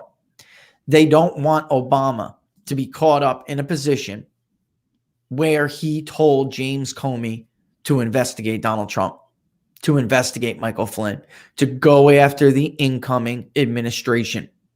Unfortunately, you will notice that in her testimony, she puts the law enforcement community, she makes reference to those unmasking requests and the activities she makes reference to as law enforcement activities. So not as intelligence gathering activities. And that would only happen, of course, if James Comey had the blessing of Barack Obama. For the longest time, all we had was a text message between Peter Strzok and Lisa Page saying that the White House, Barack Obama, BHO or BO, however they put it, wanted to be kept in the loop at all times. Here, we have Rice trying to figure out a way that when people find out about this meeting, to try to make it not look like Barack Obama himself ordered James Comey to do this. That is the key here. Unfortunately, she tries to dump it on the intelligence community like it's just a matter of intelligence. We're concerned about sharing intelligence. It doesn't jive, folks. It doesn't add up. It doesn't make sense. Why? Because that's not what she told Trey Gowdy. From her testimony on, let me just make sure I get this date correctly, on September 8th, 2017. Already gone. She's already out. The House Intelligence Community, led by Devin Nunes, the House Intelligence Committee, led by Devin Nunes, is already investigating election interference and potential collusion. And Trey Gowdy flatly asks her about this. Wrong slide. Next slide. He flatly asks her, but it's going to lead me to ask, was there something that you don't consider intelligence, other forms of evidence? And I realize people don't like the word evidence because she was trying to, if you go back and read this, folks, Tim, she was trying to equivocate between what evidence and intelligence means, right? Are they synonymous? Did you have any intel? Did you have any evidence to suggest that there was ever any reason that you had to worry about sharing information, intel about Russia with the Trump administration? And she goes, well, I don't know if I like the word evidence. Maybe intel. Do you mean? And finally he goes, all right, Susan, intel and evidence. Did you ever have any of it? All right. And I realize people don't like the word evidence. I just want to know what other word to use.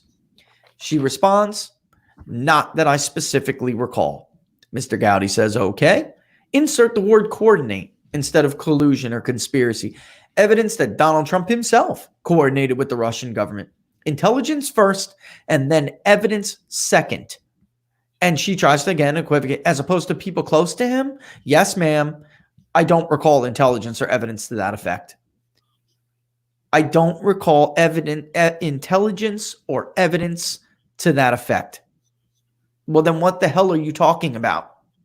For what reason would you ever need to try to withhold intelligence from the president-elect, who is now the president at this time of this deposition? They never had anything.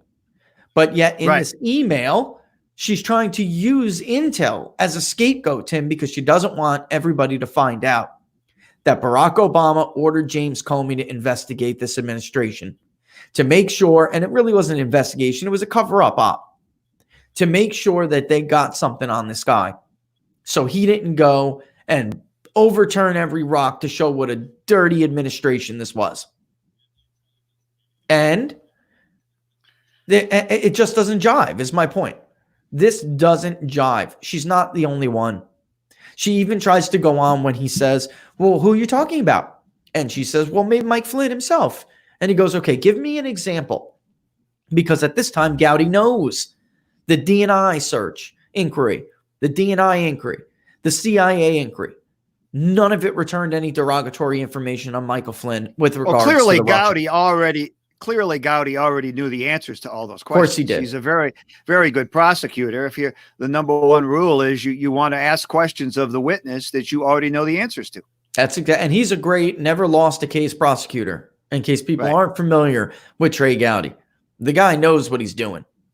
The guy knows what he's doing, and unfortunately, the media let this woman and others, because I have tons of these screenshots and transcripts, and we're going to go over them throughout the course of these next couple of weeks.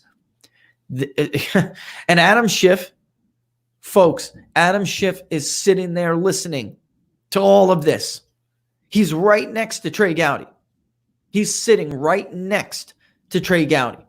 One official after the other. Samantha Power, Susan Rice, all of them. Did you have any evidence? James Clapper, John Brennan. Nope. Nope. You have any intel? Nope. So what the hell were you doing? And Samantha Power, we're going to talk about too in a little. I probably won't be able to get deep in her testimony today. But Samantha Powers, it was explained to me like this, Tim. You could have used Samantha Powers' code. You could have said, I need to unmask Michael Flynn, put a request in to unmask somebody. Because let me just tell you this right now, folks. Michael Flynn's the tip of the iceberg. He's the tip of the iceberg. Just like Carter Page was the tip of the FISA abuse, iceberg. He is the tip of the unmasking iceberg. So I'm watching all these stupid idiots on verified Twitter twist themselves up to try to explain this. They're digging their own credibility grave, because it's not just Michael Flynn.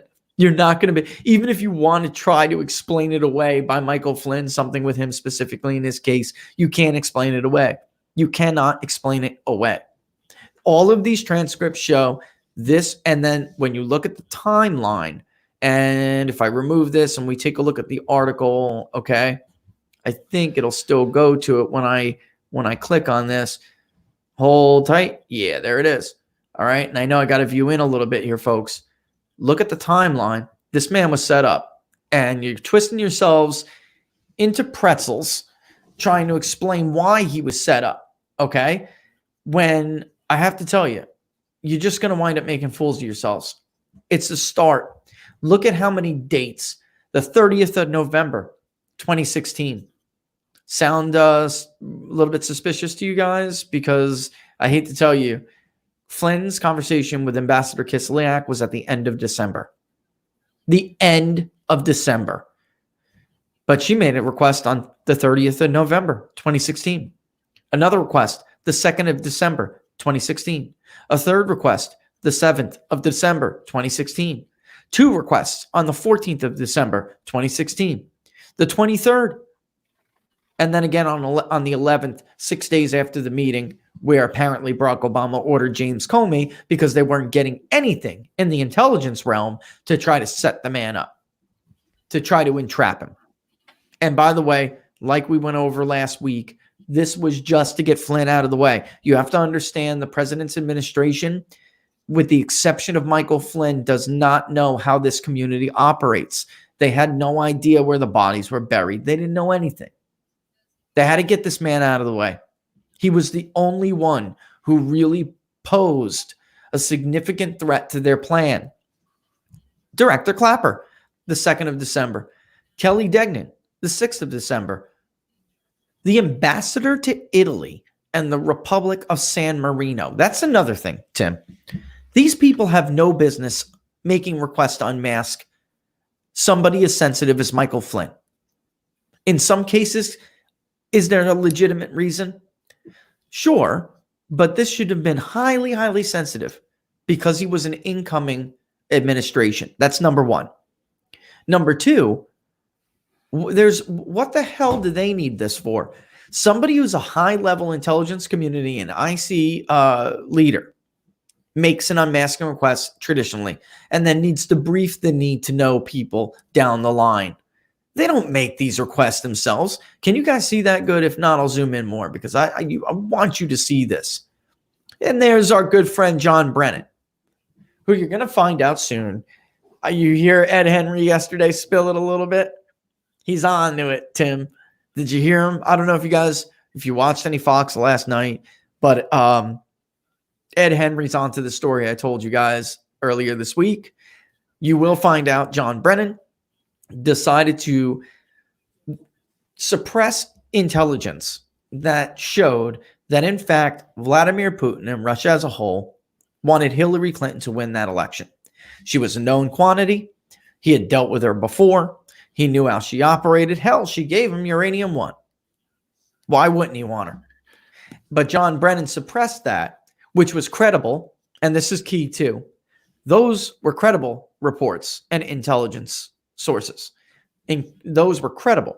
But to form a narrative, which is what the evidence will show, that this administration was trying to form the narrative that Russia wanted Donald Trump to win.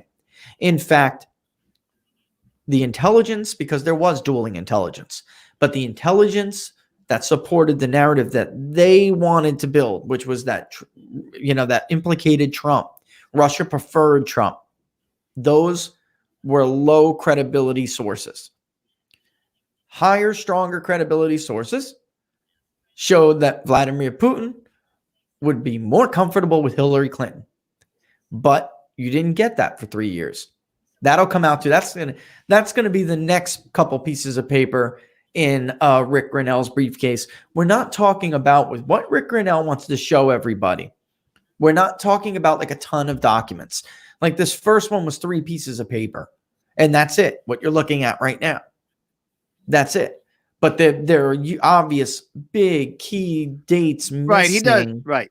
Go ahead. He doesn't want to release hundreds of pages of stuff that's going to be way too much for most people to look at. That's right. He wants to simplify it so that people can see it without spending hours and hours looking at it. Because if it's hundreds and hundreds of pages, most of the people in the media won't even spend the time to go through it. A few will, but most of them won't spend the time to go through it. And if it's 3 to 5 page items, they will have no excuse to ignore it. I totally agree with that. Totally agree. And a lot of these people are lazy. I will say this though, because I know I just got a little nudge. I know a couple of people are going to come in and troll me in a second. I got a little heads up, a little warning. And before they do, they are. All right. So let me just explain now that they're here. I'm glad you're here. I want you to hear this. They were not your sources. You were their assets. You're naive, stupid in some senses, but naive. And you thought they were feeding you material so you could have, these bombshell after bombshell stories. But because you're naive and you're ideologically corrupt, what you didn't realize was you got twisted up by professionals, by intelligence professionals. They pretended to be your sources when in truth, you were their assets. They played you. You look ridiculous. I don't know how you're not mad at yourself for being so dumb, but here you are, and you look like a fool. You are an asset. They are not a source. You're an asset. And this is only a few pages. I know it's a little hard to do your job beyond scrolling through the timeline on Twitter and stealing other people's scoops or pretending to have a source you don't have until they tell you and feed you what they want you to write in the Washington Post and other places. You're an asset. You're a tool. You're a nobody. You're a nobody but a used piece of intel garbage, like tissue, like toilet paper. That's what you are.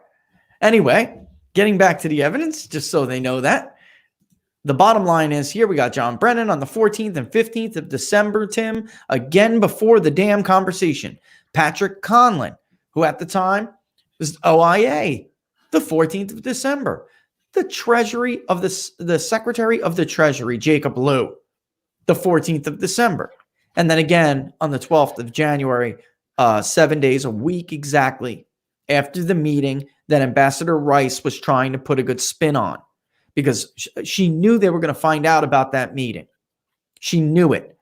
And, you know, for the president, she did not want Obama to be seen as directing Comey to ramp up a law enforcement operation.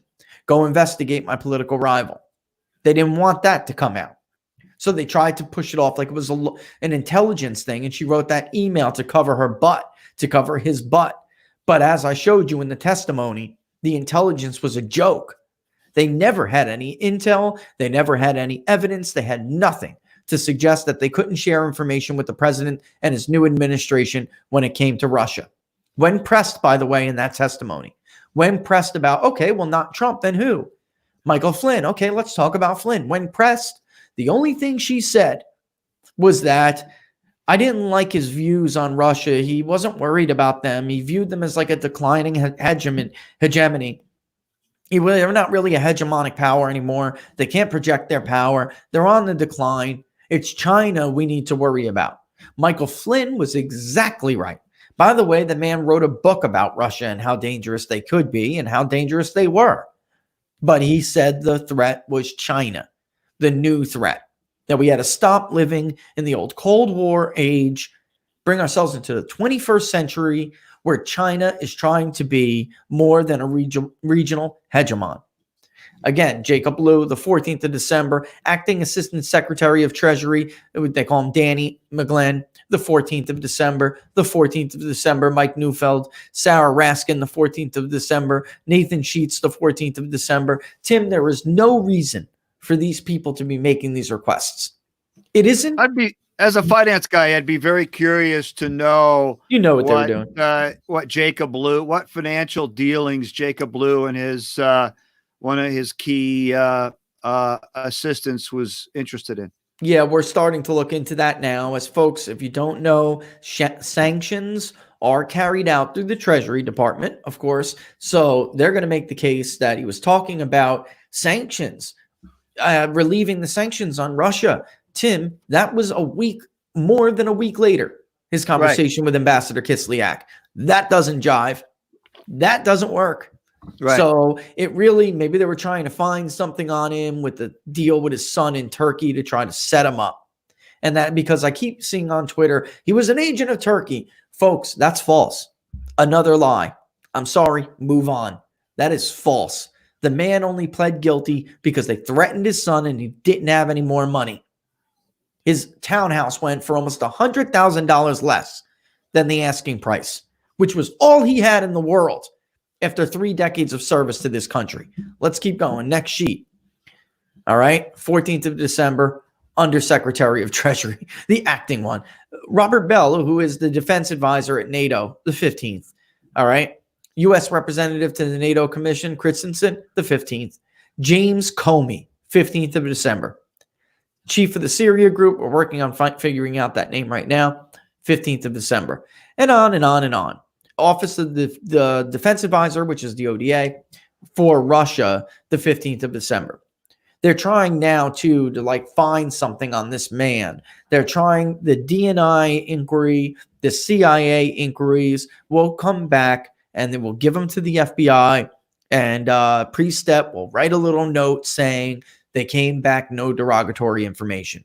And yet they persisted. So they decided we got to try to get them to admit to the Logan Act, which is ridiculous, on its face ridiculous. But even if it wasn't, it wouldn't apply to Michael Flynn because he was the top advisor and everybody knew he was going to be the national security advisor to the president-elect. So that didn't even apply, even if it wasn't a joke to begin with.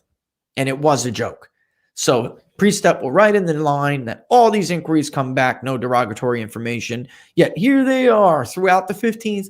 All of this, the vast majority of this was done before he had his conversation with Ambassador Kislyak.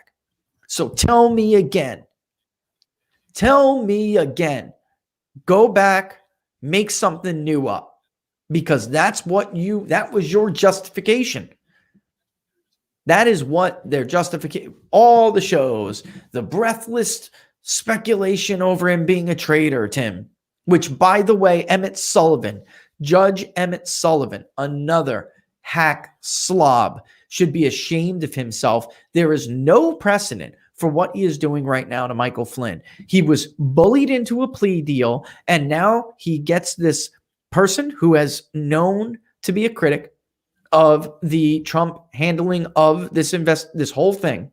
He's a known critic. He appoints him to try to decide and make an argument against the government's position that they should let go Mike Flynn and drop this case. He puts this hack in the position to make a case that he committed perjury from basically agreeing to the plea deal before, because he was bullied and pressured into doing so because he had bad defense. This has never happened. And in fact, the Supreme Court, let me find this because it was just last week, Tim. The Supreme Court ruled that this crap it wasn't even close either.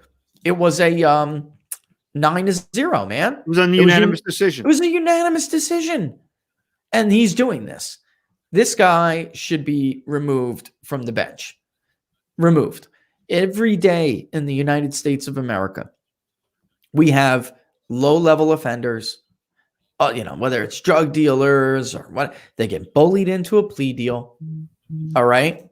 And eventually they get new defense, they get new counsel, a better, more vigorous, more competent defense, and they request to remove their plea deal because of prosecutorial misconduct, which Brady violations, Tim. Brady material was withheld, right? Which, by the way, Emmett Sullivan was basically complicit in, the judge. This is just going to have to go to the Supreme Court, all right? I don't know if Sullivan reads Supreme Court decisions, but it was just last week the Supreme Court ruled by unanimously that using amici, he asked for the briefs, was a, quote, drastic departure, end quote, abuse of discretion for judges. And yet, they just ruled this last week, 9-0. Judge Emmett Sullivan refused to let amicus briefs in the Flynn case, which would have supported Michael Flynn, 24 times. He said, no, we're not doing that in this court. And now he gets a hack to put together one that's against Michael Flynn. Look, I mean, this is beyond some kind of corruption. It even goes back to Rudy Contreras, Tim, who was on the damn FISA court, which Peter Strzok knew. Who Peter Strzok knew called him Rudy by his first name, and they stomped into the FISC, the Foreign Intelligence Surveillance Court. They asked for an illegal FISA warrant. They have their buddies on the bench. It's so deeply, deeply corrupt. And now this guy has the nerve, the audacity. This scumbag has the audacity to keep this up. I mean, before I read off the rest of these names and then get to the biggie, where do you think this is going here? What do I think it's going? Yeah, because you did say that he was going to try to pull some crap like this. I think that eventually this could just go to the Supreme Court. Yeah, that's where yep. Or it could certainly, I don't know exactly the process for all of the appeals that might be available to Sidney Powell, in terms of usually you would appeal something if a judge made a substantial error or did something that should not have been done. But clearly, she is not going to just drop this. I mean, she went way out on a limb. And through requesting that he withdraw his guilty plea, he could have easily at one point in time spent 1 or 2 days in jail, a week at the most, probably no more than 3 days, had this over and done with, and be 2 years into the rest of his life. Yeah. So she is not going to just drop this because it's not worth it following through from here. She already has completed a Hail Mary pass to get to this point. So look, I'm not up on exactly what the next stage would be, what would allow her to appeal something of this nature to the next court, but it's not going to be dropped. And I'll tell you, I've always wanted this case because I always viewed this as, and I'm not a lawyer, although I'll tell you what, for what's and giggles, I've actually been flirting with it. I got friends, tons of friends who are lawyers, and they're like, you should go, just go. You could do it at the same time. And I just always wanted one. But I asked them, I'm like, well, what is this? I've always viewed this as fruit from the poisonous FISA tree. And I've really always wanted this to go to the Supreme Court. I saw this as like, and it's Michael Flynn's life. So, it's easy for me to say that. But I just felt like that was really the only way this was ever really going to get rectified. And there are these people out there, cheering it, Judge Sullivan doing this. You better really think long and hard about and take away Michael Flynn's name from it and put your own in there, or put your friend in there, your father, your brother. You would be screaming about prosecutorial misconduct and corrupt government from the top of the rooftops until the cows come home. I mean, this cannot be something that is partisan, like, same thing we saw with Arthur Anderson. And I really viewed this as something that would be, Sidney Powell would have the next one on her as a badge of honor. Resume. Yeah. On her resume. That's where I was like, I mean, it would be another one right on the resume. And the Supreme Court, they hate crap like this, man. And even the liberals hate crap like this. They do. And they don't seem, we'll give them that. They don't seem to rule on partisan bias or beliefs when it comes to basic fundamental stuff like this. Yes, Rich, there's a couple of comments in the chat that someone has read for a piece by Margot Cleveland in the Federalist that Barr could go to the DC circuit to stop the process. Look, I haven't read that. It's probably worth a read. I am sure that Bill Barr has every little node on the decision tree mapped out in terms of where this goes from here. He wasn't going to potentially introduce some hornet's nest of a scenario that he couldn't follow through on. There is that court that she's talking about, folks. If you're a watcher, then you remember the episode we did about, Trump. We were talking about Trump's court appointments, and there is 13 courts of appeals. One is specifically for federal courts, like issues with federal courts. That's what she's talking about. So, I mean, at some point, I think that, and I've argued this for a long time, We really need another system, another jurisdiction where we hammer out politically sensitive cases like this.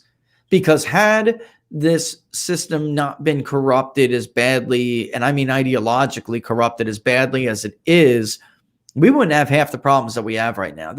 Some of this just never would have gotten there. This idiot, Judge Sullivan, doesn't see any evidence. You got him accusing Michael Flynn, saying he betrayed his country. Who the hell are you to talk to a 3-decade veteran, a hero? Who the hell is this idiot to talk to somebody like Mike Flynn like this? Right? Meanwhile, as he's making a fool of himself, you have all of these transcripts that he didn't see where there was never any evidence that Michael Flynn was a traitor. And he uses his court to, like Susan Rice uses ABC this week on Sunday, to push lies. What a fool you look like, Judge. What a fool you look like. And you're going to get yours at some point, because this isn't going to end well for you. I mean, eventually somebody, like we were just saying, Tim, I think eventually if he pulls this crap, it'll end up somewhere else at a higher level. And you never want another judge scrutinizing your work.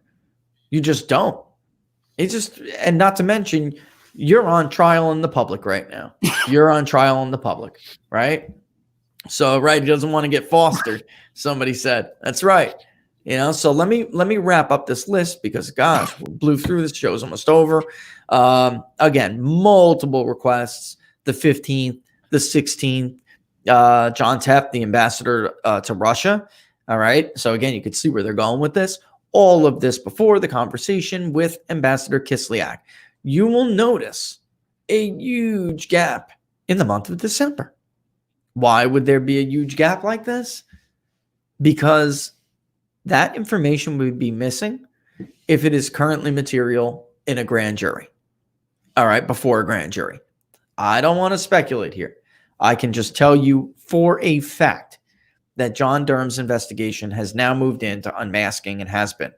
All right, so John Durham is going through this crap, him and his team, with a fine-tooth comb. It's a very fine line. So if John Durham's trying to prove a conspiracy, a wider, greater conspiracy here, then that's relevant information. Rich Grinnell would not have put those unmasking requests that are specifically, let's say John Durham took them, put them before a grand jury. If that grand jury is reviewing that material, Rich Grinnell would not have put those dates on this list. If they want to do it the right way, like I spoke to you about yesterday. If you want to prosecute people the right way and they're politically sensitive, this crap cannot be leaked to the media like David Ignatius at the Washington Post had the content of Michael Flynn's perfectly legal phone call with Ambassador Sergei Kislyak, pushing the crap that he was violated the Logan Act. You're another one. You're a total tool, David. A total tool. I wonder if you're sore, dude, from getting pounded the way you got pounded. All right. That's how much of a tool you are. Anyway, getting into some of these other ones, big deal right there. January 5th, when I saw this, I thought my eyeballs were going to pop right out of the sockets. Chief of Staff to the President, that is Obama's right-hand man, Dennis McDonough, done on the very same day of the email that I just showed you a little bit ago with then National Security Advisor Susan Rice. Doesn't look good, folks. Doesn't look good. And a week later, who else does it? Joseph R. Biden on the 12th, a week after that meeting. It's not good. It's bad.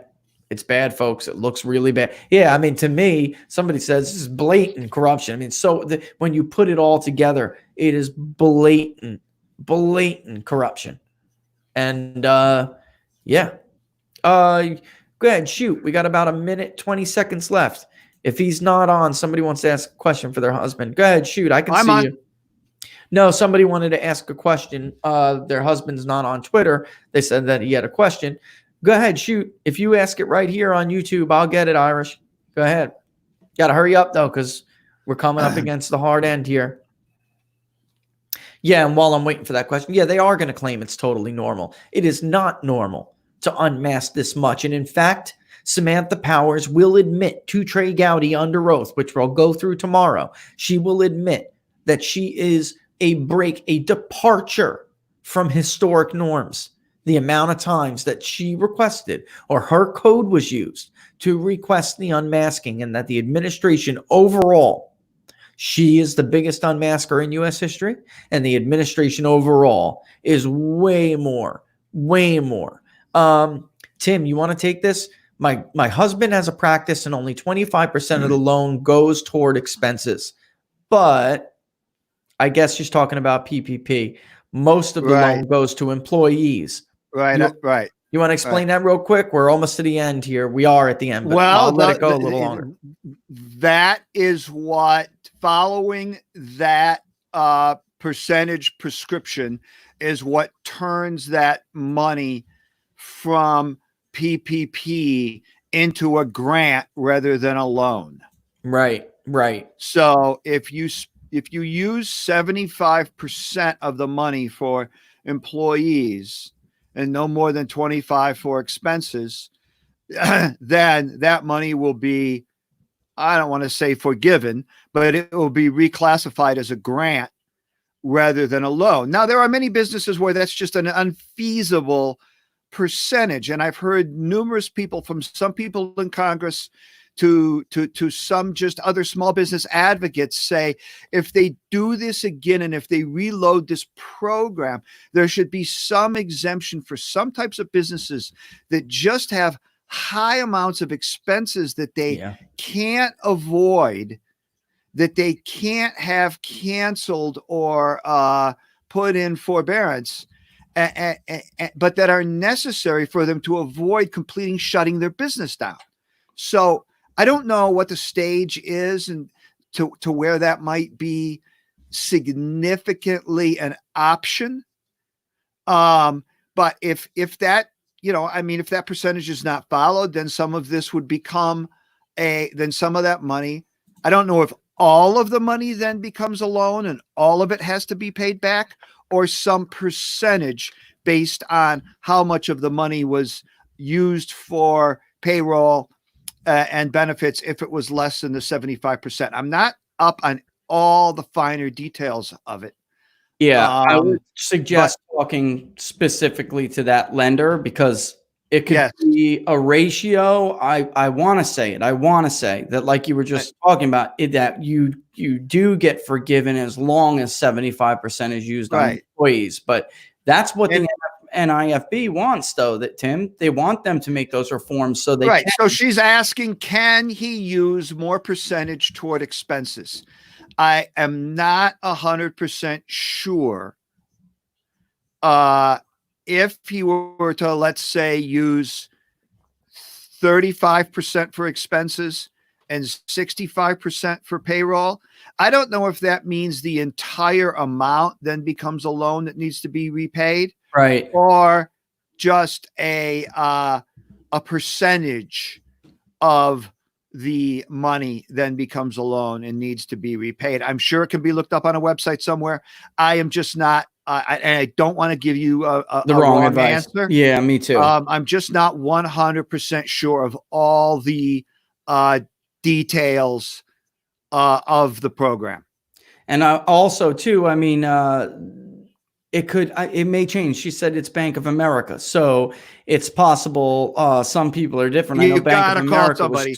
I don't think they were screwy, man. I don't think the details vary bank per bank, but you gotta call somebody that you dealt with at Bank of America in that process and say, what are the repercussions if less than 75% of the money goes toward payroll and benefits. And I think there were some exemptions to that, Irish girl. I think there were. I don't want to give you the wrong. I don't want to give the wrong answer, but I think that you were allowed to put it. I think sometimes maybe the lender changes, but a couple of them we spoke with, mortgage, rent, lease agreements, that kind of stuff was. in that. I don't believe that was part of the 75%, but I would just say you've got to talk to somebody from the bank Yeah, that helped you process the loan, I totally agree. Totally agree. because they should have all the details. All right, folks, look, I think we got the question. Basically, we got the thank you. So I guess we hit enough points, but I mean, yeah. it's a great question, and I'm sure a lot of Great. other people are looking at similar situations.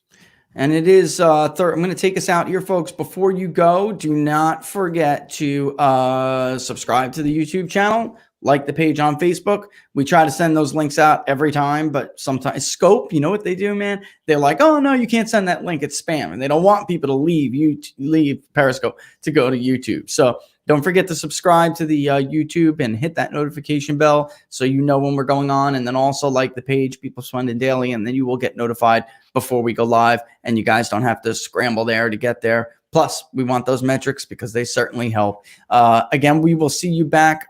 Don't forget also, the ultimate way to support the show is to subscribe to PPD, which is also there in the information. We're way over time, so we will see you guys back on Friday, tomorrow, on May 15th at 10 a.m. Eastern Standard Time. Thanks for watching, folks. All the best. Talk to you soon.